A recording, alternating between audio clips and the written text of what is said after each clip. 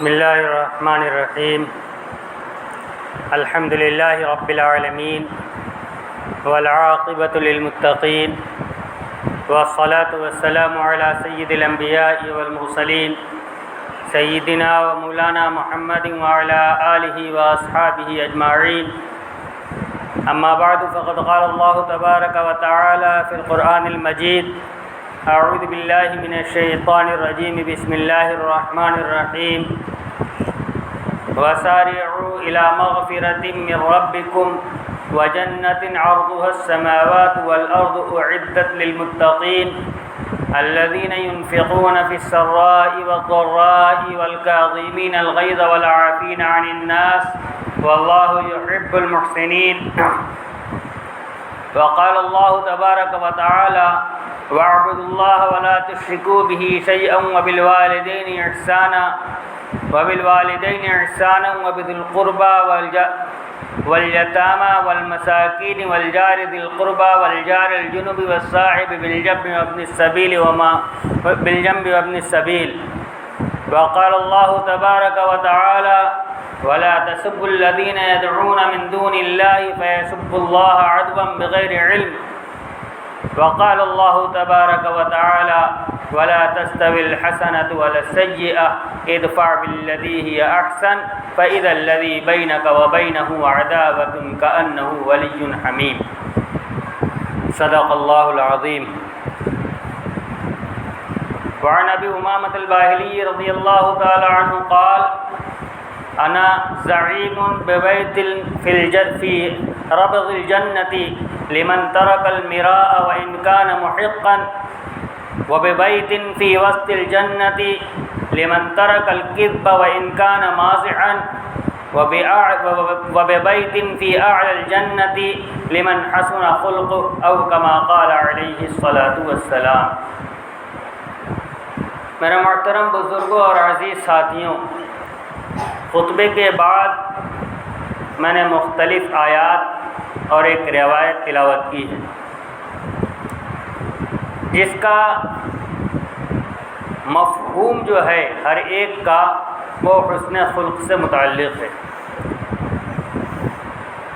اسلام کی یہ تعلیم ہے کہ اسلام نے اچھے اخلاق کو دین کا حصہ قرار دیا، اور جس شخصیت کو اللہ تبارک و تعالیٰ نے اس کائنات کے اندر نمونہ بنا کر بھیجا، مسلمانوں کے لیے بھی اور رہتی دنیا تک کی انسانیت کے لیے بھی، لقد کان لکم فی رسول اللہ اسوۃ حسنہ، تمہارے لیے رسول اللہ صلی اللہ علیہ وسلم کی زندگی میں بہترین نمونہ موجود ہے. لمن کان یرجو اللہ والیوم الآخر وذکر اللہ کثیرا. یوں تو یہ نمونہ پوری انسانیت کے لیے ہے، لیکن حقیقتاً اس نمونے سے جو فائدہ اٹھاتے ہیں وہ ہیں وہ لوگ جو اللہ کی ذات پر اور آخرت کے دن کے اوپر یقین رکھتے ہیں اور اللہ کو کثرت سے یاد کرتے ہیں. لمن کان یرجو اللہ والیوم الآخر وذکر اللہ کثیرا. اس شخصیت کو اللہ تبارک و تعالیٰ نے خود بیان فرمایا: وَإِنَّكَ لَعَلَىٰ خُلُقٍ عَظِيمٍ. جو نمونہ ہے اس کے بارے میں فرمایا کہ آپ اخلاق کے سب سے اعلیٰ درجے کے اوپر فائز ہیں، اور ایمان والوں کو اس بات کی ہدایت کی گئی کہ وہ اچھے اخلاق کو اختیار کریں، فضائل کے طور پر بھی، اور یعنی اچھے اخلاق کے فضائل بھی بیان فرمائے گئے اور بدخلقی پر وعید بھی سنائی گئی. چنانچہ جو روایت میں نے تلاوت کی، اس روایت کے اندر نبی اکرم صلی اللہ علیہ وسلم ارشاد فرما رہے ہیں کہ میں ضامن ہوں اس شخص کے لیے جو حق پر ہوتے ہوئے بھی جھگڑے کو چھوڑ دے، بات کو رفع دفع کر دے، حالانکہ حق پہ تھا. اس کے لیے میں جنت کے اطراف پہ کنارے میں ایک گھر کی ضمانت لیتا ہوں، میں وعدہ کرتا ہوں. اور جو شخص جھوٹ بولنا چھوڑ دے، چاہے مذاق کے اندر ہی کیوں نہ ہو، ایسے شخص کے لیے میں جنت کے وسط میں ایک گھر کی ضمانت دیتا ہوں. اور جو آدمی اپنے اچھا اخلاق کو اچھا کر لے، اس شخص کے لیے میں جنت کے اعلیٰ درجے میں ایک گھر کی ضمانت دیتا ہوں. دوسری طرف اللہ کے نبی صلی اللہ علیہ وسلم نے ارشاد فرمایا واللہ لا یؤمن واللہ لا یؤمن واللہ لا یؤمن، خدا کی قسم مومن نہیں، خدا کی قسم مومن نہیں، خدا کی قسم مومن نہیں۔ صحابہ رضی اللہ تعالی عنہم نے جب پوچھا کون، تو آپ نے فرمایا من لا یأمن جارہ بوائقہ، جس شخص کی ایذا رسانیوں سے اس کا پڑوسی محفوظ نہ ہو۔ لہذا اسلام کے اندر اور اسلامی تعلیمات کے اندر اچھے اخلاق کی حیثیت آخرت کے اندر درجات کے بڑھانے میں بھی ہے، اور اگر بدخلقی ہے تو درجات کو گھٹانے میں بھی ہے۔ جو آیت میں نے تلاوت کی سب سے پہلے، اس کے اندر اللہ تبارک و تعالیٰ نے ارشاد فرمایا ہے وَسَارِعُوا إِلَىٰ مَغْفِرَةٍ مِّن رَّبِّكُمْ وَجَنَّةٍ عَرْضُهَا السَّمَاوَاتُ وَالْأَرْضُ أُعِدَّتْ لِلْمُتَّقِينَ، دوڑو ایسی جنت، اللہ تبارک و تعالیٰ کی مغفرت اور ایسی جنت کی طرف جس کی چوڑائی آسمان و زمین کے برابر ہے، اعدت للمتقین، جو تیار کی گئی ہے متقیوں کے لیے۔ متقی کون لوگ ہیں؟ آگے جو صفات اللہ تبارک و تعالیٰ نے بیان فرمائی ہیں وہ اخلاق کی قبیل سے ہیں۔ الذین ينفقون فی السراء والضراء، جو تنگی اور فراخی ہر صورت میں اللہ کے راستے میں خرچ کرتے ہیں، سخی ہیں۔ والکاظمین الغیظ، اپنے غصے کو پی جانے والے ہیں۔ والعافین عن الناس، لوگوں کو معاف کرنے والے ہیں۔ واللہ یحب المحسنین، اور اللہ تبارک و تعالیٰ نیکوکاروں کو پسند فرماتا ہے۔ یہاں جو متقیوں کی صفات بیان کی گئی ہے، وہ ان صفات کے اندر سخاوت، غصے کو ضبط کرنا اور لوگوں کو معاف کرنا ہے، جو اخلاق کی قبیل سے ایک چیز ہے جس پر اللہ تبارک و تعالیٰ نے مغفرت اور جنت کا وعدہ فرمایا ہے۔ اور اس چیز پر عمل کرنے والوں کو پیچھے متقی کہا گیا اعدت للمتقین، اور آگے واللہ یحب المحسنین کہا گیا کہ وہ لوگ نیکوکار ہیں۔ لہذا اسلام کے اندر اسلامی تعلیمات میں اچھے اخلاق کی حیثیت ایک عمل کی ہے جس کی وجہ سے آخرت کے اندر سربلندی ملے گی، اور اس کے خلاف جانے پر آخرت کے اندر نقصان اٹھانا پڑے گا۔ لیکن دوسرے مذاہب کے اندر اخلاقی تعلیمات اخلاقی ہیں، یعنی ایک آدمی جو بدخلق ہے اور جو آدمی با اخلاق ہے، دنیا کے اندر اچھا اور برا تو ہوگا لیکن اس کا کوئی اثر اس کی زندگی کے اوپر پڑے گا، اس کے آخرت کی زندگی پر پڑے گا نہیں۔ اس کی وجہ یہ ہے کہ ان کے یہاں تصور آخرت کا بالکل الگ ہے۔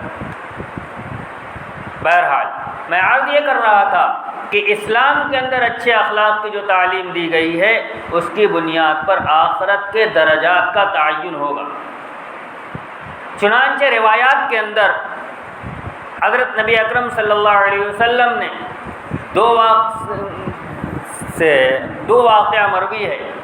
ایک واقعہ بنی اسرائیل کی اس عورت کا ہے جو انتہائی تہجد عبادت گزار تھی، لیکن اس نے ایک بلی پال رکھی تھی اور اس کو وقت پر کھانا نہیں دیتی تھی، اور وہ بلی بھوکی اپنی پنجڑے کے اندر وہ مر گئی۔ اللہ کے نبی صلی اللہ علیہ وسلم نے فرمایا کہ جہنم کے اندر جائے گی۔ دوسری طرف وہ عورت ہے جو فاحشہ تھی، گنہگار تھی، لیکن ایک کتے کو اس نے پانی پلایا تھا، پیاسے کتے کو، تو اللہ کے نبی صلی اللہ علیہ وسلم نے فرمایا اللہ تبارک و تعالیٰ اس کی مغفرت فرمائیں گے اور اس کو جنت کے اندر داخلہ نصیب ہوگا۔ اخلاق کی بنیاد پر اللہ تبارک و تعالیٰ آخرت کے درجات کو بڑھائیں گے اور گھٹائیں گے۔ لہذا بحیثیت مسلمان ہونے کے ہماری زندگی کے اندر اچھے اخلاق کا ہونا ویسا ہی ضروری ہے جیسے ہماری زندگی کے اندر عبادات کا ہونا ضروری ہے۔ نماز جس طرح فرض ہے اسی طرح اچھے اخلاق بھی ہمارے اوپر فرض ہیں، اور اللہ تبارک و تعالیٰ نے اس کی گواہی دی، وَإِنَّكَ لَعَلَىٰ خُلُقٍ عَظِيمٍ، خود نبی اکرم صلی اللہ علیہ وسلم بلند اخلاق کے اوپر فائز ہیں، اور خود حضرت نبی اکرم صلی اللہ علیہ وسلم نے ارشاد فرمایا خیرکم خیرکم لأہلہ وأنا خیرکم لأہلی۔ اچھے اخلاق کا پتہ کیسے چلے گا کہ کون اچھے اخلاق والا ہے اور کون اچھے اخلاق والا نہیں ہے؟ سب سے پہلا حسن اخلاق کا جو مستحق ہے ہمارا، وہ ہمارے قریبی رشتہ دار اور ہمارے گھر والے ہیں، اور وہی اس بات کی گواہی دیں گے کہ آدمی کے اخلاق اچھے ہیں کہ نہیں۔ ہم حضرت نبی اکرم صلی اللہ علیہ وسلم کی زندگی جو صحابہ رضی اللہ تعالی عنہم نے بیان فرمائی ہے اور جو آپ کی ازواج مطہرات نے بیان فرمائی ہے، اس کو ہم سامنے رکھیں۔ ایک طرف حضرت عائشہ رضی اللہ تعالی عنہ، حضرت فاطمہ رضی اللہ تعالی عنہ، اور گھر کے دوسرے افراد نبی اکرم صلی اللہ علیہ وسلم کے جو حالات بیان کر رہے ہیں وہ یہ ہے کہ آپ گھر کے اندر اس طرح رہتے ہیں، گھل مل کر رہتے ہیں کہ پتہ ہی نہیں چلتا، بچوں کے ساتھ بھی کھیل رہے ہیں، گھر والی کے ساتھ ہنسی مذاق بھی ہو رہا ہے، اور گھر کے کام کاج میں اپنے گھر والوں کا ہاتھ بھی بٹا رہے ہیں۔ گھر کے اندر بالکل ایک لوگوں کے ساتھ ایسا مل جل کر رہ رہے ہیں کہ کسی کے اوپر کسی طرح کا رعب نہیں ہے۔ اور جب وہی حضرت نبی اکرم صلی اللہ علیہ وسلم مجلس کے اندر آ کر بیٹھتے ہیں حضرات صحابہ اکرام رضی اللہ تعالیٰ عنہ کے درمیان، تو پھر حالت یہ ہے کہ صحابہ اکرام رضی اللہ تعالیٰ عنہ فرماتے ہیں کہ ہم انتظار میں رہا کرتے تھے کہ کوئی بدو آئے اور وہ نبی اکرم صلی اللہ علیہ وسلم سے سوال کرے اور ہمیں سوال اس سے کچھ فائدہ حاصل ہو جائے۔ ایسا رعب ہوتا تھا کہ کوئی کچھ پوچھنے کی جلدی ہمت نہیں کر پاتا تھا۔ تو گھر والوں کے ساتھ یہ معاملہ، اور باہر ایسا رعب، ہمارا معاملہ اس کے الٹ ہے۔ گھر کے باہر کیسا ظریف آدمی ہے، جس مجلس میں بیٹھتا ہے مجلس گلزار ہو جاتی ہے، اور جیسے ہی گھر کے اندر قدم رکھا بچے ادھر چلے گئے، بیوی ادھر چلی گئی، دوسرے تعلق والے ادھر چلے گئے، ابا گھر کے اندر داخل ہو گئے، اب کوئی زور سے بول بھی نہیں سکتا۔ یہ ہمارا معاملہ الٹا جا رہا ہے۔ یہ اخلاق نہیں، یہ بدخلقی ہے۔ اخلاق کہتے کس کو ہیں؟ اچھا اخلاق کہتے کس کو ہیں؟ اچھا اخلاق کہتے ہیں اللہ کے بندوں کے ساتھ وہ معاملہ اختیار کرنا جس سے اللہ راضی ہو جائے، اس کا نام ہے اچھے اخلاق۔ ورنہ آج لوگوں نے چکنی چپڑی باتیں کرنے کو، لوگوں کے خوشامد کرنے کا نام اچھے اخلاق رکھ لیا۔ اخلاق وہ چیز ہے جو نام اعمال کے اندر وزنی ہوگا۔ حضرت نبی اکرم صلی اللہ علیہ وسلم نے ارشاد فرمایا الا ادلک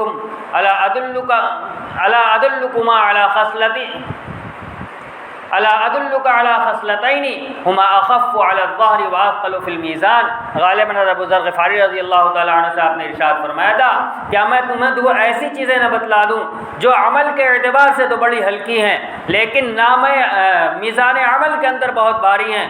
طول الصمت وحسن الخلق، ایک زیادہ سے زیادہ خاموش رہنا، کم بولنا، اور دوسرے اچھے اخلاق اختیار کرنا۔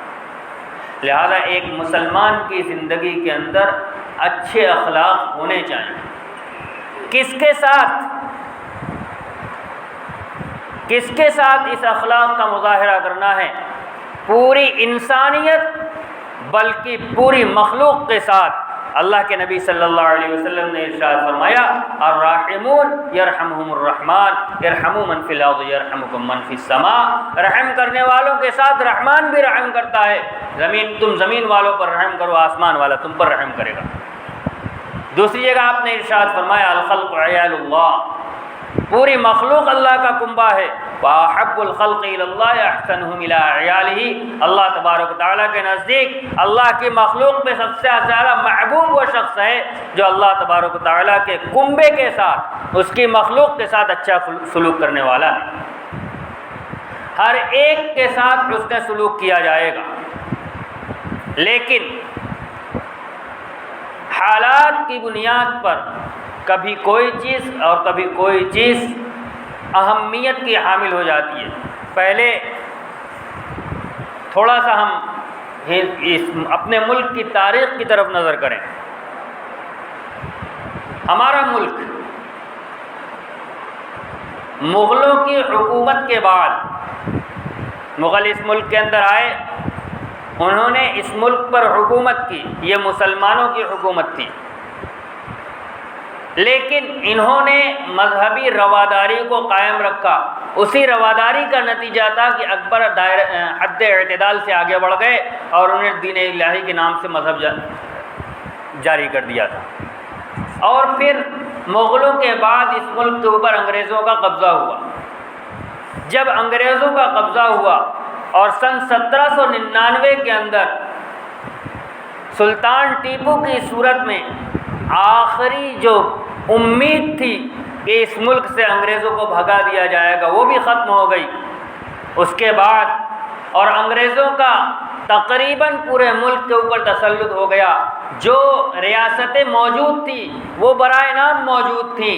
اس وقت شاہ عبدالعزیز محدث دہلوی رحمۃ اللہ علیہ نے فتویٰ دیا تھا کہ اس ملک کے اندر یہ ملک اب دارالحرب ہے اور یہاں کی حکومت کے خلاف جہاد فرض ہے۔ چنانچہ شاہ اسماعیل شہید دہلوی، سید احمد شہید بریلوی، ان دونوں نے بالاکوٹ کے معرکے کے اندر مسلمانوں کی قیادت میں جہاد کیا، مسلمانوں کی قیادت کی جہاد کے اندر، لیکن وہ معرکہ ناکام رہا۔ اس کے بعد شاملی کا معرکہ پیش آیا، جس کی قیادت حضرت حاجی امداد اللہ صاحب مہاجر مکی رحمۃ اللہ علیہ کر رہے تھے بحیثیت صدر کے اور بحیثیت امیر کے، اور دوسرے اکابری بھی ہمارے ساتھ میں تھے، لیکن وہ معرکہ بھی ناکام رہا۔ اس کے بعد ہمارے جو اکابر تھے انہوں نے اس ملک کے اندر مسلمانوں کی دین کی حفاظت کے لیے کہ ملک کے اندر مسلمان بحیثیت مسلمان زندہ رہے، ایک طرف دارالعلوم دیوبند کا قیام کیا اور مکاتب کا جال بچھایا تاکہ مسلمانوں کی دین کی حفاظت کی جا سکے۔ دوسری طرف ایک نظریہ بنا، جو نظریہ بنا وہ یہ کہ اس ملک کے اندر اگر ہمیں رہنا ہے اور اس ملک کی فلاح و بہبود اور ترقی میں حصے دار بننا ہے تو ہمیں اپنے ساتھ برادران وطن کو بھی لے کر چلنا پڑے گا۔ وہ دن ہے اور آج کا دن ہے۔ اس ملک کی ترقی کا تعلق صرف مسلمانوں سے وابستہ نہیں ہے، بلکہ اس ملک کے باشندوں کے ساتھ وابستہ ہے، اس میں مسلمان اور غیر مسلم دونوں داخل ہیں۔ جب ہم سیرت کا مطالعہ کرتے ہیں، چونکہ اس ملک کی ترقی کے اندر دونوں باہم ایک ساتھ چلتے ہیں، اس ملک کی ترقی دونوں کی ترقی میں ہے، اس ملک کی تنزلی دونوں میں سے کسی ایک کی بھی تنزلی کے اندر ہے، لہذا ہر ایک کو ایک دوسرے کا معاون ہونا پڑے گا، باہمی رواداری کے ساتھ چلنا پڑے گا۔ مغلوں کے دور سے لے کر انگریزوں کے تسلط سے پہلے تک اس ملک کے اندر باہمی رواداری موجود تھی، اور رواداری ایسی تھی کہ جو مغل حکمران تھے وہ برادران وطن کے جذبات کا خیال رکھا کرتے تھے۔ بی ایچ یو کے سینٹرل لائبریری کے اندر آج بھی اورنگزیب کا وہ خط موجود ہے جو بنارس کے والی کو لکھا گیا تھا کہ چونکہ بنارس غیر مسلموں کا مذہبی شہر ہے، لہذا وہاں کے مسلمانوں سے یہ درخواست تھی، حکم نہیں تھا، کہ وہاں کے مسلمان گائے کو ذبح نہ کریں کیونکہ اس کے ساتھ غیر مسلموں کی عقیدت جڑی ہوئی۔ یہ رواداری تھی، یہ رواداری تب سے چلی آ رہی تھی۔ انگریز جب اس ملک کے اوپر قابض ہوا ہے تو اس نے نئی تاریخ رقم کی، نئی تاریخ مرتب کی، رقم نہیں کی، اور اس تاریخ کے اندر مسلمانوں کو برادران وطن کا دشمن گردانا، ایک مکمل تاریخ جو آج بھی وہی پڑھی اور پڑھائی جا رہی ہے نصاب کے اندر۔ لہذا اب ہماری ذمہ داری ہے اس ملک کے اندر کہ وہ جو غلط چیز تیار کی گئی ہے انگریزوں کے ذریعے سے، ہم اپنے عمل سے اس کو ثابت کریں کہ یہ غلط ہے، اور یہ چیز سیرت سے ثابت ہے۔ مذہبی رواداری کو قائم رکھنا اور برادران وطن یعنی غیر مسلموں کے ساتھ اچھا سلوک کرنا یہ سیرت سے ثابت ہے۔ حضرت نبی اکرم صلی اللہ علیہ وسلم مکہ مکرمہ کے اندر جب آپ تھے، آپ کے ساتھ جو جو معاملہ کیا گیا وہ سب ہمارے سامنے، آپ کے ساتھ اور آپ کے صحابہ رضی اللہ تعالیٰ عنہ کے ساتھ وہ کون سا ظلم تھا جو ان کے اوپر نہیں کیا گیا۔ لیکن یہاں تک کہ آپ کو ہجرت پر مجبور ہونا پڑا اور آپ اپنا وطن عزیز چھوڑ کر مدینہ طیبہ چلے گئے۔ ایسا نہیں تھا کہ وطن چھوٹنے کا قلق نہیں تھا۔ بعض صحابہ رضی اللہ تعالیٰ عنہ سے منقول ہے کہ وہ مکے کی یاد میں اشعار کہا کرتے تھے مدینہ طیبہ کے اندر، وطن کی یاد آتی تھی، وطن چھوڑنا پڑا۔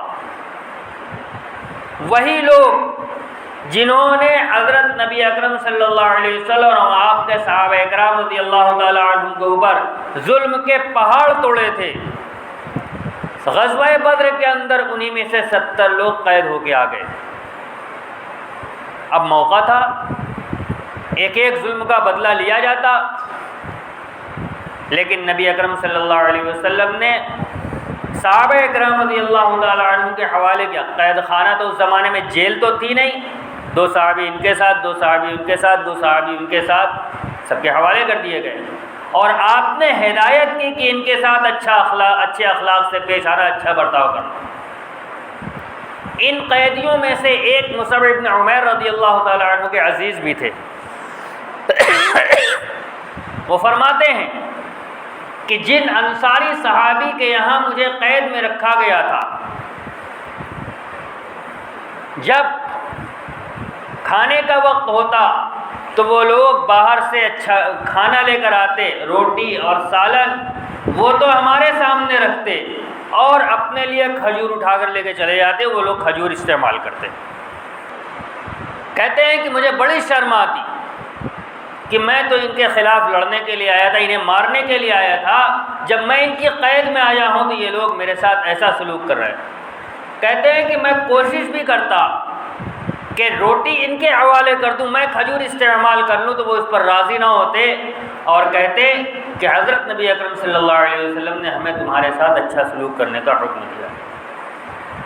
دوسرے ایک صحابہ ہیں سہیل ابن عمرو یا سہیل ابن عمر، یہ کہتے ہیں کہ میں جن انصاری صحابی کی قید میں تھا وہ اچھا کھانا بناتے، اچھا سالن بناتے، وہ ہمارے سامنے پیش کرتے، اور گھر والے روکھا سوکھا کھا کر گزر کرتے۔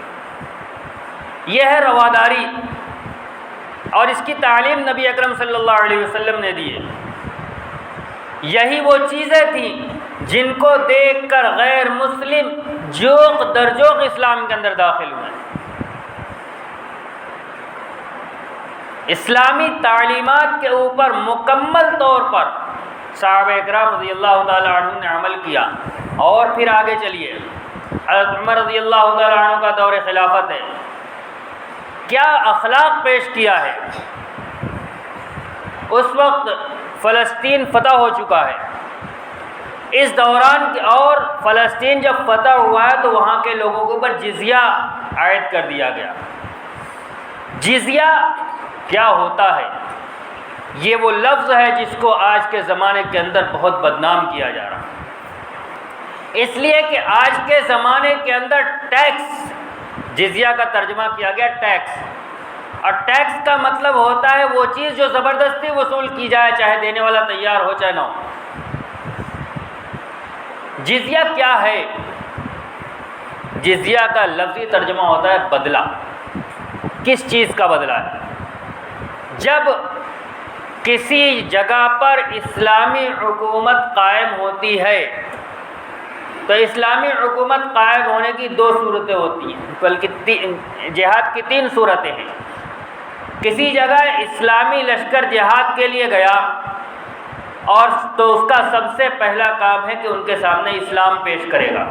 اگر انہوں نے اسلام قبول کر لیا تو اسلام قبول کرنے کا مطلب ہوتا ہے کہ جو لشکر آیا ہے ان کی ماتحتی قبول کر لی اور ان کے مذہب پر آ کر قبول کر لی، لہذا اس لشکر جس حکومت کا ہے وہاں کی حکومت یہاں قائم ہو جائے گی اور یہ اسلامی حکومت ہوگی، یہاں کی عوام بھی مسلمان ہوگی، لہذا اس کے اوپر کسی طرح کا کوئی ٹیکس لاگو نہیں ہوگا۔ دوسری صورت یہ ہوتی ہے کہ ہم آپ کے ساتھ کوئی تعارض نہیں کریں گے، آپ کے ساتھ کوئی جنگ نہیں کریں گے، آپ ہمیں یہاں اپنی حکومت قائم کرنے دے دیجئے، اسلامی حکومت، اور اس کے بدلے میں آپ ہمیں ٹیکس ادا کیجئے، جزیہ ادا کیجئے۔ کس چیز کا؟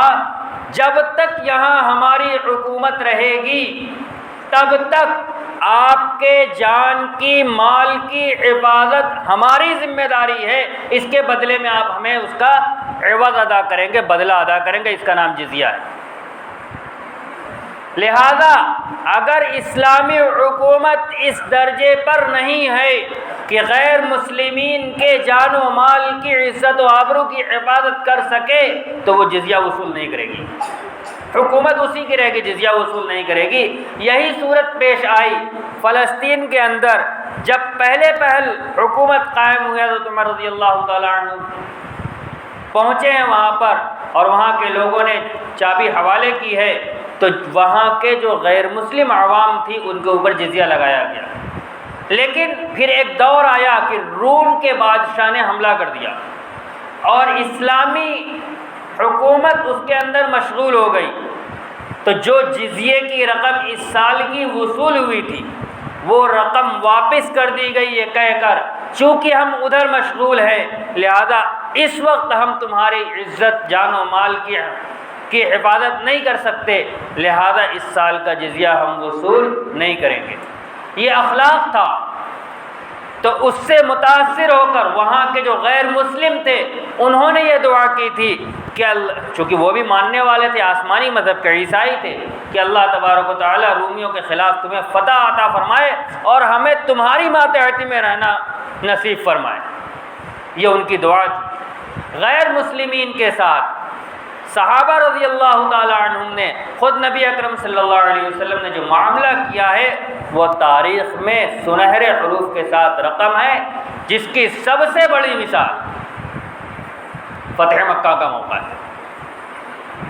غیر مسلم مورخین نے اس بات کو لکھا ہے کہ کائنات کی تاریخ کے اندر کوئی بھی مظلوم، ایسا مظلوم جو اپنے وطن سے نکالا گیا ہو اور دوبارہ اسی جگہ فاتحانہ داخل ہوا ہو اور اس کی کیفیت وہ ہو جو حضرت نبی اکرم صلی اللہ علیہ وسلم کی تھی، کائنات میں اس کی مثال نہیں ملتی۔ کیا صورت تھی؟ آپ کا سر مبارک اونٹ کے کوہان سے لگ رہا تھا، سر جھکائے ہوئے تھے، اکڑ کر نہیں داخل ہوئے، اور آپ نے جھنڈا جن کے ہاتھ میں تھمایا تھا، صحابہ رضی اللہ تعالی عنہم نے وہ زمانہ دیکھا تھا کہ جب تپتی ہوئی ریگستان کے اوپر ان کو گھسیٹا جاتا تھا، جب ان کو طرح طرح سے اذیتیں دی جا رہی تھیں، وہ ساری چیزیں ان کے ذہن کے اندر تھیں، تو جن کے ہاتھ پہ جھنڈا تھا ان کی زبان سے نکلا الیوم یوم الملحمہ، آج تو بدلے کا دن ہے، جو ہوا ہے ہمارے ساتھ آج بدلے کا دن ہے۔ آپ صلی اللہ علیہ وسلم کو خبر پہنچائی گئی، آپ صلی اللہ علیہ وسلم نے جھنڈا ان کے ہاتھ سے لیا اور انہی کے خاندان کے ایک دوسرے فرد کے ہاتھ میں جھنڈا تھما دیا اور فرمایا الیوم یوم المرحمہ، آج تو رحم کا دن ہے، آج لوگوں کے ساتھ رحم کا معاملہ کیا جائے گا۔ لا تثریب علیکم الیوم انتم الطلقاء، آج تم سے کوئی پوچھ گچھ بھی نہیں ہوگی، تم سب کے سب آزاد ہو۔ مکے میں داخل ہونے سے پہلے آپ نے اعلان کر دیا، جو ابو سفیان کے گھر کے اندر داخل ہو گیا وہ بھی مامون۔ ابو سفیان کون ہیں؟ ابھی ایمان نہیں لائے ہیں رضی اللہ عنہ، ابھی کفار کے لشکر کے سردار ہیں، لیکن آپ نے اعلان کیا کہ جو ابو سفیان کے گھر کے اندر داخل ہو گیا وہ بھی مامون، جس نے اپنے گھر کا دروازہ بند کر لیا وہ بھی مامون، اور جو بیت اللہ کے اندر داخل ہو گیا وہ بھی مامون۔ عام معافی کا آپ نے اعلان کر دیا، لا تثریب علیکم الیوم انتم الطلقاء۔ مورخین نے لکھا ہے اور غیر مسلم مورخین نے بھی یہ بات لکھی ہے کہ ایسی اخلاق کی اعلیٰ مثال کائنات کی تاریخ میں کہیں نہیں ملتی۔ یہ سب معاملات کن کے ساتھ کیے جا رہے ہیں؟ یہ سارے معاملات ان کے ساتھ کیے جا رہے ہیں جو اپنے ہم مذہب نہیں ہیں، جو غیر ہیں، اور ایسے غیر ہیں جنہوں نے دشمنی کا کوئی موقع اور نقصان پہنچانے کا کوئی موقع ہاتھ سے جانے نہیں دیا ہے۔ مدینہ کے یہودی انہوں نے آپ کے ساتھ دغا کیا، لیکن جب وہ قید ہو کر آئے تو ان کے بارے میں بھی آپ صلی اللہ علیہ وسلم نے فرمایا کہ ان کے ساتھ بھی حسن سلوک کرو۔ حسن سلوک کی تاکید ہر جگہ مل رہی ہے، چاہے وہ مسلم ہو یا غیر مسلم ہو، بلا کسی تفریق کے۔ یہی اسلام کی تعلیم ہے، اور آج کل کے مقابلے میں ہمارے لیے یہ اور زیادہ ضروری ہو گیا ہے کہ ہم اپنوں کے ساتھ ساتھ غیروں کے ساتھ بھی حسن سلوک کا معاملہ کریں۔ لیکن ہوتا اس کے الٹ ہے۔ جب آدمی جذبات میں آتا ہے تو پھر وہ کیا کہہ رہا ہے اور کیسے مخاطب ہو رہا ہے اس کو پتہ نہیں ہوتا۔ مشاہدہ ہے اس کا، خصوصاً جس سے معاملہ ہے اگر وہ کوئی غیر مسلم ہے، پھر پوچھنا کیا اسلام ہمیں یہی سکھاتا ہے؟ اسلام کیا سکھاتا ہے؟ وَلَا تَسُبُّوا الَّذِينَ يَدْعُونَ مِن دُونِ اللَّهِ فَيَسُبُّوا اللَّهَ عَدْوًا بِغَيْرِ عِلْمٍ۔ لڑائی جھگڑے کی صورت نہ پیدا کی جائے، سیدھے اس آیت کا مفہوم یہی بنتا ہے۔ وَلَا تَسُبُّوا الَّذِينَ يَدْعُونَ مِن دُونِ اللَّهِ، وہ لوگ جو اللہ کے علاوہ تم گالی مت دو، برا بھلا مت کہو ان کو جن کو یہ لوگ پکارتے ہیں اللہ کو چھوڑ کر، یعنی معبودان باطلہ کو، کفار اور مشرکین کے معبود کو تم برا بھلا مت کہو۔ کیا ہوگا؟ فَيَسُبُّ اللَّهَ عَدْوًا بِغَيْرِ عِلْمٍ، تمہاری دشمنی میں یہ اللہ تبارک و تعالیٰ کو برا بھلا کہیں گے اور ان کو علم نہیں ہو، ان کو علم اس کا ہے نہیں۔ ان کو برا بھلا کہنے سے منع کیا جا رہا ہے، کیوں؟ ان کو ٹھیس پہنچے گی تو وہ اللہ کو برا بھلا کہیں گے۔ میں نے اسی لیے کہا اس آیت کا سیدھا مفہوم یہ بنتا ہے کہ آپس میں لڑائی جھگڑے کی صورت پیدا نہ کی جائے تو کیا کیا جائے؟ وَلَا تَسْتَوِي الْحَسَنَةُ وَلَا السَّيِّئَةُ، اچھائی اور برائی برابر نہیں ہو سکتی۔ ادفع باللتی ہی احسن، یہ ہے کام کرنے کا، بدلہ اس چیز کے ذریعے دو جو زیادہ اچھا ہے اس کے مقابلے میں جو تمہارے ساتھ کیا گیا ہے۔ کسی نے ہمارے ساتھ برا کیا، ہم بھی اس کے ساتھ برا کریں، یہ اسلامی تعلیم نہیں ہے۔ ہاں آپ یہ کہہ سکتے ہو کہ اگر کوئی ہمارے ساتھ برا کرے تو ہمیں اس کے برابر بدلہ لینے کا حق ہے، لیکن العفو خیر الانتقام بھی ساتھ میں ہے کہ بہترین بدلہ جو ہے وہ معاف کر دینا ہے۔ نبی اکرم صلی اللہ علیہ وسلم کی پوری زندگی بھری پڑی ہے اس چیز سے کہ آپ نے معاف فرمایا ہے، اور شہادت دے رہی حضرت عائشہ رضی اللہ تعالی عنہا کہ من تقم لنفسہ قط، آپ نے اپنی ذات کے لیے کبھی انتقام نہیں لیا، ہمیشہ معاف کیا ہے، ہمیشہ معاف کیا ہے۔ ادفع باللتی ہی احسن، یہ کام ہے کرنے کا، جس کے ساتھ بھی معاملہ پیش آ جائے، چاہے وہ ہمارا ہم مذہب ہو یا ہمارا ہم مذہب نہ ہو، اس لیے کہ اسی کے ذریعے ان لوگوں کو جو ہمارے مخالف ہیں، جن کا ہمیں آج رونا ہے اس بات کا کہ آج پورا ملک ہمارے خلاف کھڑا ہوا ہے، آج پورا ملک ہماری بدخواہی پر آمادہ ہے، ان کو ہم اسی کے ذریعے اپنی صف میں کھڑا کر سکتے ہیں۔ فَإِذَا الَّذِي بَيْنَكَ وَبَيْنَهُ عَدَاوَةٌ كَأَنَّهُ وَلِيٌّ حَمِيمٌ، یہ قرآن کا پیغام ہے کہ تم دیکھو گے مخاطب، اذا کا لفظ استعمال کیا گیا ہے، اذا فجائیہ ہے، اچانک بہت جلد ایسا ہو جائے گا کہ جس کی تم سے دشمنی ہے وہ تمہارا ایسا دوست ہو جائے گا جو گرم جوش ہوگا، ولی حمیم، جس کی محبت دل کے اندر جوش مار رہی ہو۔ کس چیز سے؟ جب ہم اچھے اخلاق کو پیش کریں گے۔ کل کے مقابلے میں آج اس چیز کی زیادہ ضرورت ہے۔ کل ملک کی فضا ایسی نہیں تھی جیسی آج ہے۔ کل اگر ہم اپنا حق وصول کر لیتے تو شاید صرف نظر ہو جاتا، لیکن آج یعنی برائی کا بدلہ ہم برائی سے دے لیتے برابر سرابر، تو ہو سکتا ہے کوئی کہہ دیتا کہ حق تھا۔ آج وہ ماحول نہیں رہا۔ آج ہماری ایک تو ہمارا مذہب ہمیں یہ تعلیم دیتا ہے کہ ہم ہر ایک کے ساتھ اچھا سلوک کریں، دوسرے اس وقت ہماری ضرورت بھی یہی ہے، اور یہی ہمارا مزاج ہے، یہی ہمارے اکابر کا مزاج رہا ہے کل بھی اور آج بھی۔ آپ چلے جائیے پیچھے، جمعیت علماء ہند کا قیام اس وقت سے لے کر آج تک برادران وطن کے ساتھ مل کر جمعیت علماء ہند نے اپنا اور اپنے ملک کا کارواں آگے بڑھایا ہے۔ آج بھی ہمارے قائد حضرت مولانا محمود اسعد مدنی صاحب دامت برکاتہم جب ہمیں سمجھاتے ہیں بیٹھا کر تو یہ بتلاتے ہیں، ایک سوال کرتے ہیں، ایک کامن سا سوال ہے، ہر ایک سے کرتے ہیں کہ اس ملک کی آبادی کے اندر جو برادران وطن کا طبقہ ہے، ان میں سے وہ لوگ جو ہم سے ہر حال میں دشمنی رکھتے ہیں، ہم چاہے ان کے ساتھ کتنا اچھا سلوک کریں وہ ہمیں نقصان پہنچائیں گے ہی، ان کا فیصد کتنا ہے؟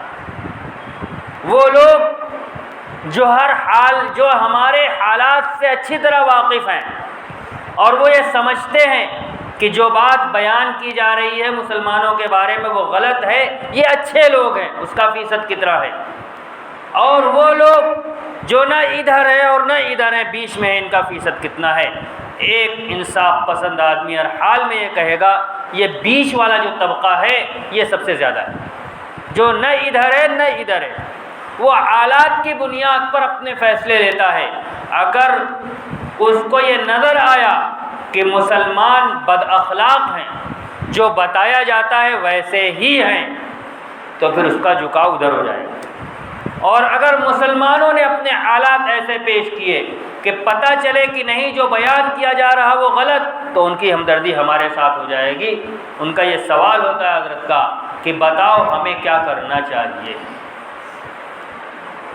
اپنے اخلاق سے اس بڑے طبقے کو اپنے طرف موڑ لیا جائے یا اپنی بدخلقی سے ان کو ادھر کی طرف موڑ دیا جائے۔ لہذا ہم سب سے پہلے اچھے اخلاق کا اختیار کرنا ہمارا مذہبی فریضہ ہے۔ اگر ہم نے اچھا اخلاق اختیار نہیں کیا تو اس دنیا کے اندر تو رسوا ہوں گے ہی، آخرت کے اندر بھی اللہ تبارک و تعالیٰ پکڑ فرمائیں گے۔ لہذا سب سے پہلے اپنے مذہبی فریضے کے طور پر ہم اپنے اچھے اخلاق کو اچھا بنائیں گے۔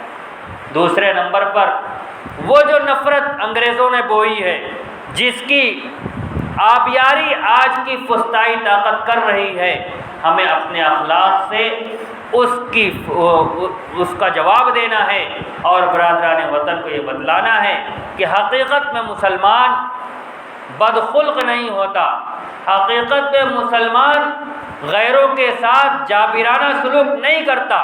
یہی تو پڑھایا گیا ہے کہ اسلام تلوار کے زور پر پھیلا ہے۔ مغلوں نے مسلمانوں کے اوپر بہت ظلم کیا ہے، جزیہ ٹیکس لگایا ہے۔ یہ آج ایک یہ بات بھی ذرا واضح کر دوں، اس ملک کے اندر مسلمانوں نے سینکڑوں سال حکومت کی ہے، جزیہ صرف ایک حاکم نے لگایا ہے اور وہ بھی صرف 2 سال، اورنگزیب عالمگیر رحمۃ اللہ علیہ، انہوں نے جزیہ لگایا تھا اور حکومت بہت لمبی تھی، درمیان میں 2 سال لگایا ہے۔ کیوں؟ وہی اصول۔ جب اورنگزیب عالمگیر رحمۃ اللہ علیہ کی حکومت اتنی مستحکم تھی کہ انہیں اس بات کا یقین تھا کہ برادران وطن کے جان و مال کی عزت آبرو کی ہم حفاظت کر لیں گے، تو اس وقت جزیہ لگایا تھا کہ اس کے بدلے میں جزیہ دیا جائے گا۔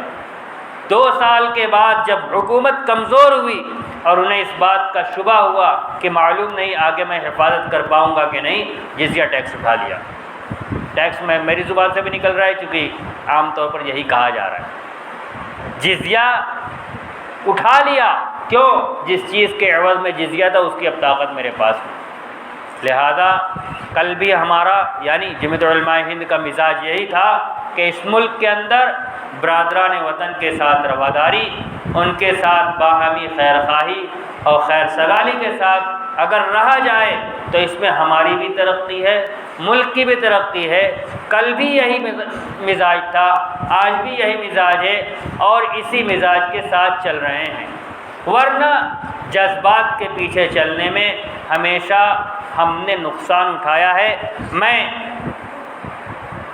صرف ایک واقعے کی طرف اشارہ کر کے اپنی بات مکمل کر دیتا ہوں، اس لیے کہ جب ہم یہ بات کرتے ہیں کہ ہم صبر کا مظاہرہ کریں، تعلقات کو استوار رکھنے کی کوشش کریں، اپنی زبان کے ذریعے سے دوسروں کے جذبات کو نہ بھڑکائیں، تو ہم سے کہا جاتا ہے کہ ہم بزدل ہیں، ہم بزدل ہیں۔ اگر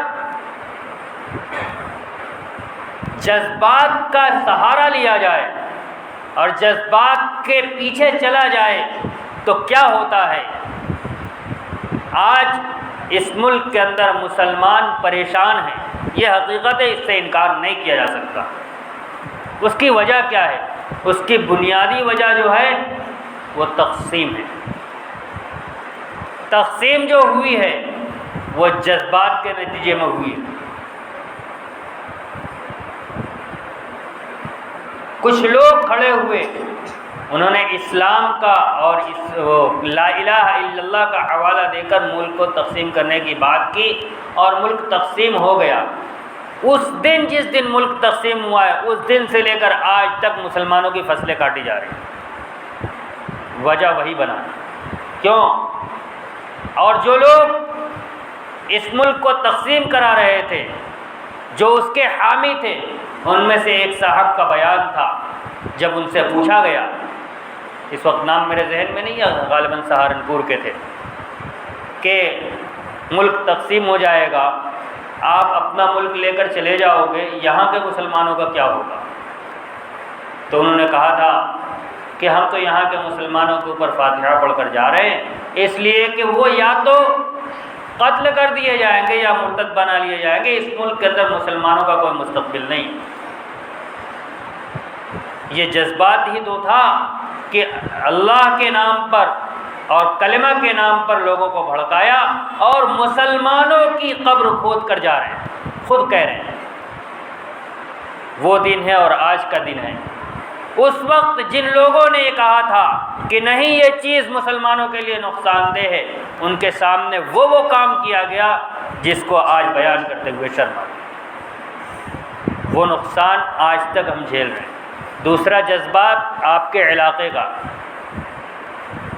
سی اے این آر سی کے خلاف مظاہرے کے اندر جذبات ہی تو تھا، جذبات ہی تو تھا۔ اگر دائرے کے اندر رہتے ہوئے، اس جمہوری ملک کے اندر مظاہرہ منع نہیں ہے، یہ بات یاد رکھیں، جمہوری ملک کے اندر کسی چیز کے خلاف مظاہرہ منع نہیں ہے۔ جنتر منتر پر ٹھیک اس سے 1 ہفتے پہلے جمعیت علماء ہند نے مظاہرہ کیا تھا، یہاں بھی مظاہرہ ہوا۔ مظاہرے کے اندر جذبات میں آ کر قانون ہاتھ میں لیا جائے گا تو پھر نقصان ہوگا۔ وہ جذباتی لوگ تھے، جذبات نہیں، ہوش کے ناخن لیں، اتنا اقدام کیا جائے جس سے خود اپنی ذات کو نقصان نہ پہنچنے پائے۔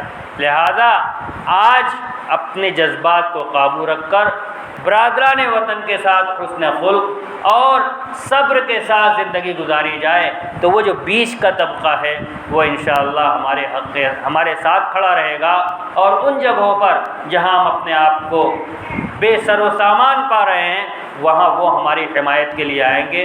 آج ابھی بھی کچھ لوگ ایسے ہیں جو مسلمانوں کی حمایت کے لیے آ جاتے ہیں، لیکن یہ تعداد کم ہے، بڑھے گی تب جب ہم اپنے عمل کے ذریعے سے اس چیز کو پیش کریں گے۔